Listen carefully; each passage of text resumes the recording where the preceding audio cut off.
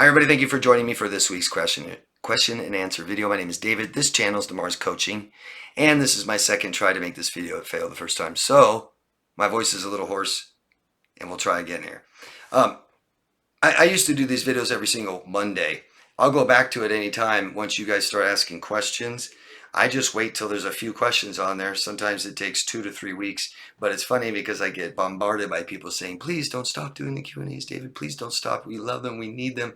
Yeah, but you don't ask questions. If you can take the time to say the comment, can't you just ask a question? I don't care, but I can't do it without questions, so we need questions if you guys want them to continue.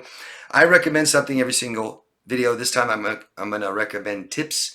Easy, quick tips on healthy boundaries, okay? Big problem with us. That's why all this happened. That's why we're abused in abusive relationships.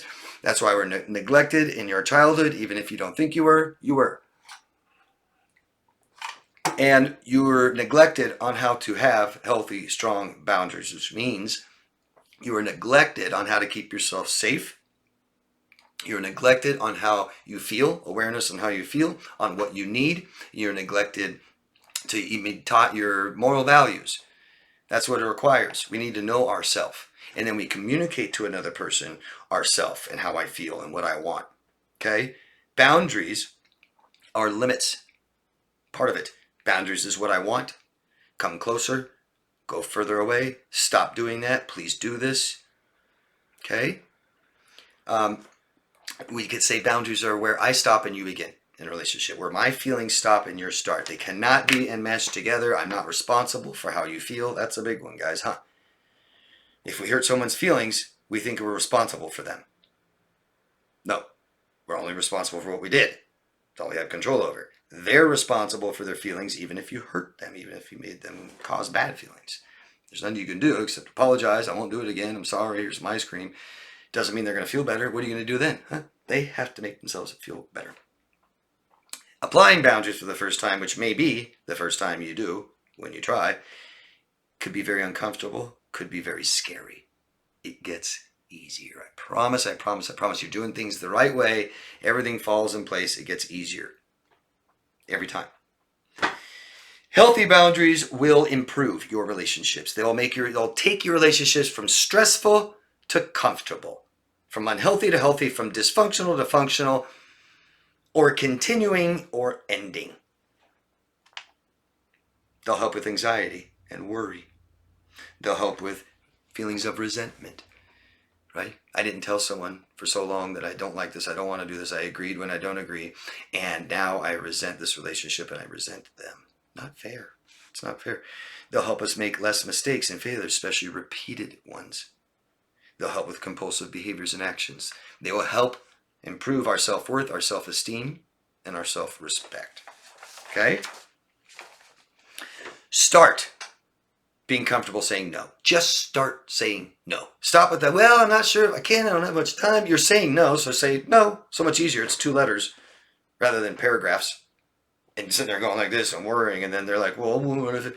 Because what you're trying to do when you do that is you're trying to work out a way to do it with them. When really it's no.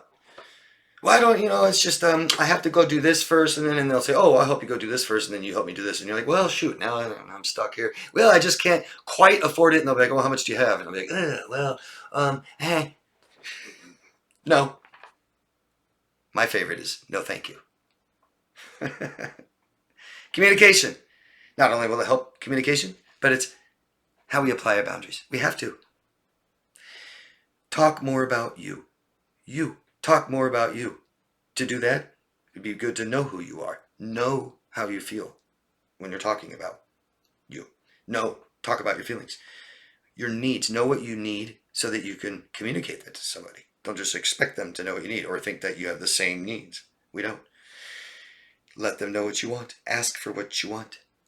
Ask for help. Ask for things that you want. Accept help. Accept things that people give you. Tell them. Okay? Tell them what you need, what you want. Start using more I statements. I want, I need, I feel, I like, I don't like, I think, I believe. And follow through with repercussions, not threats.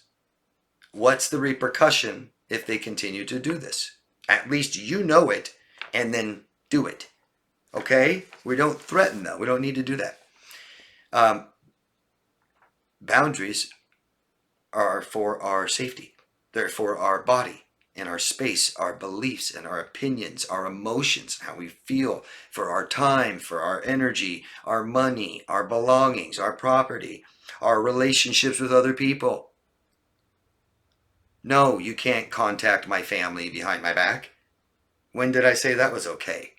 No, people don't do that, so don't act like it's normal just because it's normal for you. Yeah, no, I didn't say you could hang out with my friends. No, I didn't say you could judge them, tell me when I can hang out with them. No, stop interfering with my other relationships. It feels bad, at the very least. Say more emotions. It feels gross, it feels disgusting, it's making me angry. I'll start to resent you. It's rude. And it's also for our ethics and values, okay? Don't compromise those things. We allow someone into our life that does not value the same morals that we value, then we have to compromise and pick them up and move them out of the way for them. And it feels bad. We don't want to do that. So don't. And tell them. Okay? All right, let's get into the questions. All I ask is you guys tell us your locations. I have several questions from 4 different people. First one is Rory. Hello, Rory from Ohio. When he said that I deserve so much better than him and he didn't give me so much better, I kept trying no matter what to make it work. That was the problem. And how did it feel, Rory? Remember that feeling? Never again. Problems are emotional. A problem arises and we together fix it. If we can't, it's over. But you are making it unequal, aren't you, Rory? When someone says, I can't, listen to them. Trust them, believe it. They can't. Oh, I'm such a horrible mother means I can't be a good one. Accept it. Okay? Someone gives you threats. We believe it. Yeah, it's unequal. It's not reciprocated. It's unbalanced, just like every codependent relationship. There's a giver and a taker. Roy says, have you noticed that most narcissists love hearing their own voice? They think only what they have to say is interesting, and every opinion they have is so important. All you have to do is go look at smear campaigns on the internet. Look at YouTube, right? Look at the people that are stalking people and making videos about them for years. And they think that their opinion, no matter how much full of lies it is, that it's just so important. And they don't even want people just to agree with them. It's support me. Support me. I just want attention, so I just keep talking. I'm a kid and I want everyone to look at me, so I just sit there and keep performing and and acting stupid. And you'll see adults act like kids. They want attention. You see someone raise their hand in school, remember? I know. They just love to hear themselves talk. People that feel like they're not being misunderstood or they're not being understood or listened to will just talk. It's just you and them, and they'll never stop talking. They'll even ask you questions and not give you a chance to answer. And they'll talk for 45 minutes, and you finally get a pause and you say something, you're interrupting me. It's just all about me. You'll see many people just ramble and ramble. Yeah, they love it. And they think you should too. It's the child enamored with their own image in the mirror. Wow. Everybody else must feel like that too about me. Rory says, could you please talk about the discard? Does the discard necessarily mean they leave you physically, or can it be leaving you in different ways while still staying? No. Discard is you're an object and I'm now throwing you away because you're just garbage to me. You have no use, no longer to me anymore. I'm done with you. Later. And you could have all kinds of different forms, from just ghosting to just treating you like crap, final grand finale discard. But it's intended to be something I don't want anymore. I got some food to go. I eat all the food. The rest is garbage. I throw it away. I don't want to go pick it back out again. I don't want it again. I'm done with it. I won't think about it anymore. How often do you think about your garbage? God, I wonder where that thing is in the landfill right now. No. However, might be confusing because narcissists are so unstable, they change their mind all the time. They're dependent on other people and request constant need for attention. And if they found a use for you before, they might believe they can use you again, and they might pull you out of the garbage get some of the garbage off of you, and totally use you again, throw you back in the garbage again. Nice, huh? Anybody, any toxic relationship will never be fixed by breaking up, staying apart, separating, and it will always be worse. It always gets worse. We don't fix it. And I love how people think that breaking up or separating is good for a relationship. Nope, it's not. You're in trouble. I said that they'll repurpose you. Maybe that's another video. And last question for Maury. My question is about blind acceptance, and if it is really blind after all. I don't think so. I think consciousness is like an iceberg, and I think we make decisions that range somewhere from the consciousness to subconscious, sometimes way more subconscious, sometimes more conscious, but I think blind acceptance to me says I'm going to ignore how I feel, I'm going to neglect what I need, I'm going to sacrifice what I want, and I'm going to compromise my values. It makes me think of cognitive dissonance, of absolute denial. We do these things in addictions and dependencies, like toxic relationships that we protect no matter what. Thank you, Rory. Let me know what you think. Victoria from the Bay Area. Hi, Victoria. Here's a pretty gross story. My 37-year-old friend was in the fast checkout in the grocery store with her 12-year-old daughter when her daughter began screaming. My friend turned around, and this woman had spit all over her daughter's face, a 12-year-old girl. And then she just booked, ran out of the store. Of course, my friend chased her down the street. She got close enough to almost grab her shoulder until she fell. The lady got away. The ambulance came, washed the little girl's face off, and you asked your friend, what would you have done if you caught her and you didn't trip and fall down? She looked at me and said, I would have seriously hurt this woman and probably be in jail. There's good odds you wouldn't have gone to jail because that's assault. The fact you chased her down, just making a citizen's arrest, and she started assaulting you. See that? What would you do? What would you have done in this situation, David? I don't know, and I don't like to say, when I had lots of pride and ego and self-righteous, I'd be happy to tell you exactly what I would have done, which is something I probably wouldn't have done.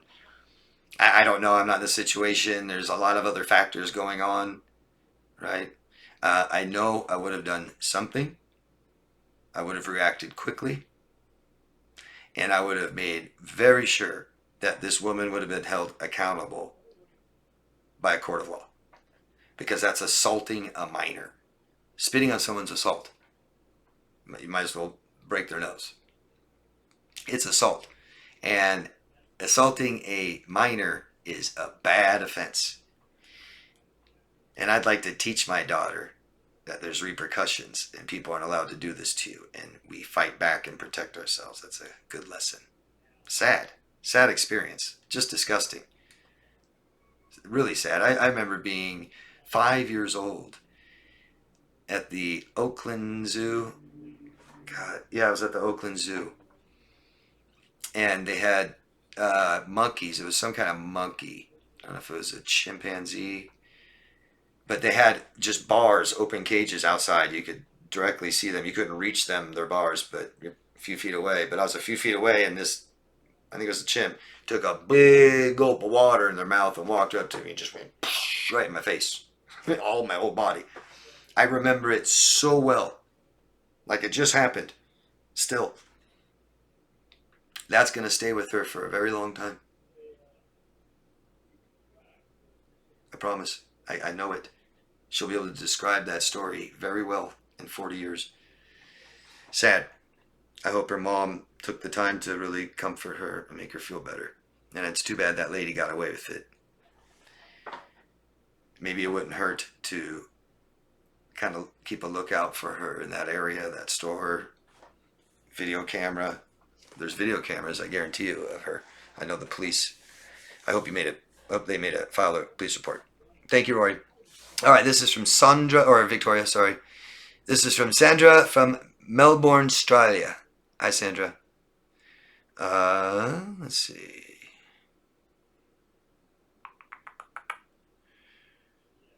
So Sandra says, thank you for the reply, David. I took a chance this week and put a deposit on a puppy. And it was a scam. I'm so sorry. You got scammed trying to get a puppy. That's what they feed on, right? Weakness. They feed on the poor. They feed on the sick. They feed on the needy. They feed on the things that you want. I'm so sorry. I lost my money. I guess I'm just unlucky or stupid. No. Don't ever, ever say that again. I know you don't say that to your son.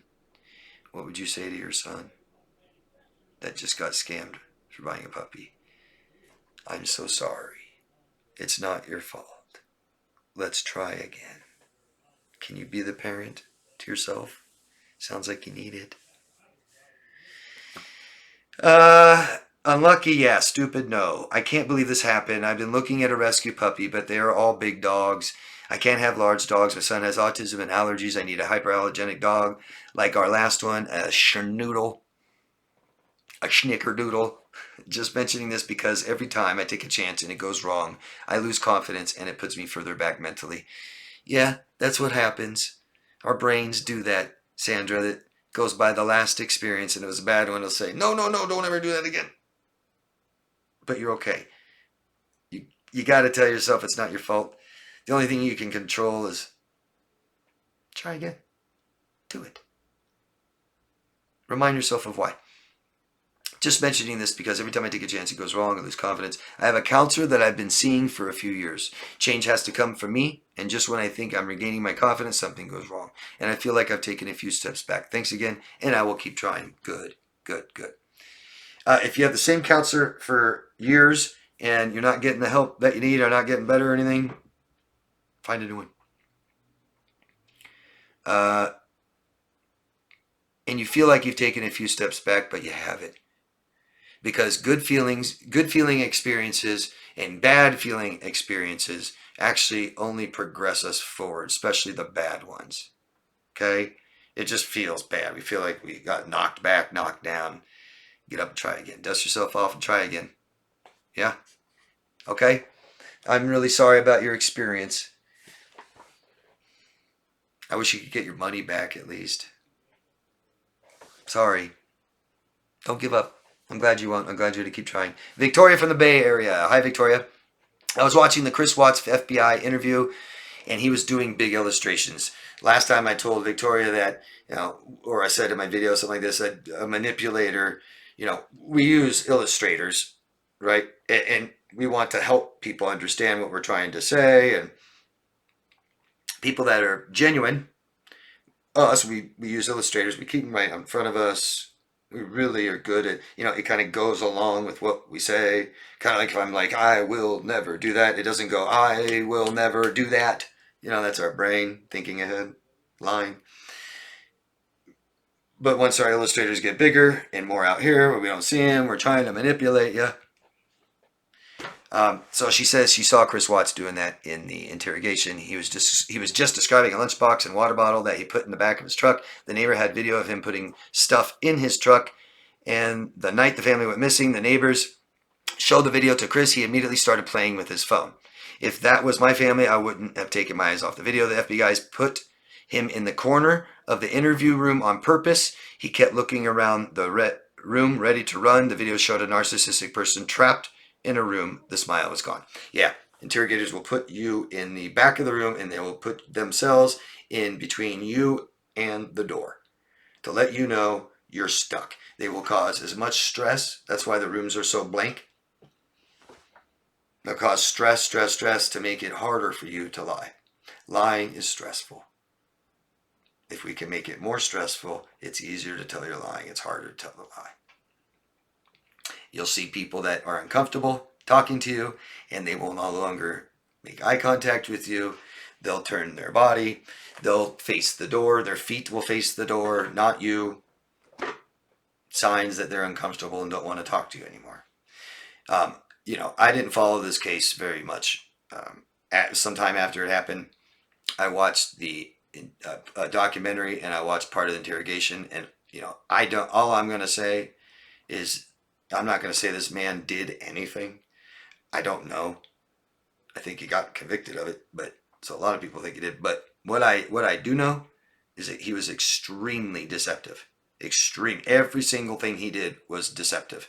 The way that he talked when the police were there in his house, he would get a higher voice from stress. He would, fidget and look around. You could just see the stress. He's just hiding something all the time. He knows something, never told it. That's all I know. Maybe he has now lately, but that's all I know about this case. And Sally, we don't know where you're from. Let us know your location next time. Sally asks, after our adult child reconciled after over a year, she made an effort to spend time every 2 weeks or so with grandchildren. Breadcrumbing, but no communication, text, calls, anything unless we initiate it. She alienated from us, but yet I feel very uncomfortable when together. Eggshells cause fearful she will alienate us again. Possible. Okay, if I understand what you're saying correctly, and if I'm wrong, I'm sorry, correct me. But you have a granddaughter, she has children, which are your grandchildren, and she only visits every 2 weeks or so when initiated only by you. There's no communication, there's no text calls unless you initiate this.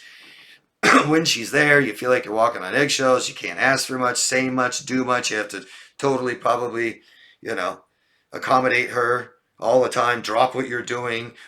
Keep things open for her in case she stops by. And so what you're telling me is it can't go on like this. Boundaries. Communicate. It might help to talk to somebody regularly right now, because I can just tell you a quick fix and there isn't one. And so it's going to be really hard for me. So I'm telling you to talk to somebody about this, to make yourself feel better, to navigate this better, to get what you want, you need better. This will take a little time, but you can probably do it. Talk to her. And all this you might say I've done, but we still need to more. Write a letter. Write out exactly. Keep right in front of you what you want and roll the red carpet out for her to do that. Talk to her. Just be frank. Say, hey, I think you don't like hanging out with us that much, your parents, and I get it. It's okay. Try to figure out something else. I need to see them more. I need to know when. I'm like adjusting my whole life all day, and some days it's for nothing because you don't even come by. And can we set a schedule? How can we make it easier for you? What can I do to make this easier for you? Do you want me to come over there? Do you want me to pick them up? Will you let me have them sometimes? Why not? If there's something wrong that you're worried about, is there somebody I can fix? But it just can't go on like this, so I would do something differently. And don't buy into your fears, Mom. Okay, we can't do that. Or it's this, right? So we have to eliminate our fears as much as we can. That stand up to it and just say something. Whatever you're afraid of. If she goes away, it doesn't mean it's forever. She'll probably come back. And if you stuck to your boundaries and told her the terms, the things that you want, maybe if she pulls away, she'll come back and it'll be easier to get them when she comes back. Try not to be so scared. You only can control yourself. You can't control her. So try. Take a chance. Take a risk. Try. And make her want to do it. Think of ways that you could ways that you can make it easier for her, more inviting, reasons why she wants to do this. Bribery. I'm sorry. I get sad when any relationships are like this, but especially mother and daughter, and now you have grandchildren. I'm really sorry. Most states have laws where grandparents are legally allowed to see the grandchildren no matter what the parents say. Just throwing that out there. Maybe you want to look into that, and then she can't fight you anymore. That is it, guys. That's the end of the questions. Thank you very much. I appreciate all of you very much. Good questions. Again, you decide if these continue. For all of you who keep telling me that you want them, you like them, you need them, you look at them, you wait for them, you anticipate, just ask a question or they're gone. Okay? Any of you guys watching these, go down and read the comments because you guys give great examples and stories and stuff. So stuff we can validate and identify with. Okay? Thank you. Love yourself first, guys. I'll see you again later. Subscribe. Thumbs up if you haven't already. Thanks. Bye.